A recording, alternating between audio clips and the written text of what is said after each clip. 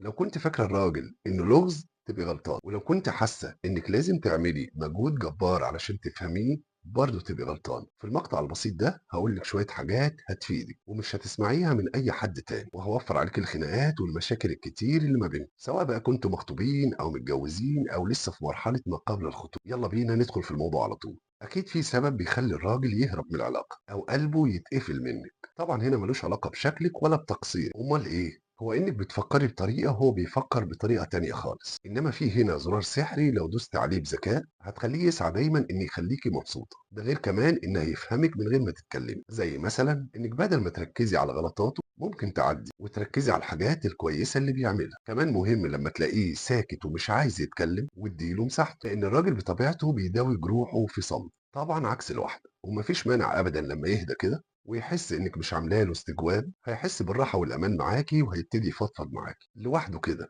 بدون أي ضغوط. خدي بالِك إن الراجل علميًا بيتقال عنه إنه ما بيحبش التلميحات، يعني لمّا تكوني عايزة منه حاجة ادخلي في الموضوع على طول وبشياكة، يعني بدل ما تقولي له إن الناس كلها بتخرج وتتفسح ممكن تقولي له يا حبيبي أنا وحشني الخروج معاك، إيه رأيك نخرج في يوم كذا؟ وضوحِك هنا هيشيل أي سوء تفاهم، وهيحسّسه إن راجل ناجح وبيسعده. المهم كمان إنِّك تبقي المنطقة الآمنة بالنسبة له، اللي ما فيهاش أي لوم مستمر، ونقعد نقلِّب في اللي فات، لإن ساعتها لمّا يحس إن كلامه معاكِ مُريح ومش هيتحوّل لتحقيق، هيفتح لِك قلبه على طول، وهيكون استيعابه ليكِ ولطلباتِك أعلى بكتير، أكتر من توقعاتِك. واستيعابِك ليه هنا مش معناها إنِّك تيجي على نفسِك، إنما معناها إنِّك بتعرفي تتعاملي في علاقتكم بذكاء وهدوء طبعًا، وده المطلوب. لازم تكوني عارفة إن الراجل طفل كبير، كلمة حلوة بتبسطه، تقدير بسيط منِّك ليه هيخلّيه يلِف الدنيا علشان يسعدِك. جرّبي كده تبطّلي نديّة، جرّبي الاحتواء، هتشوفي فرق السما من الأرض.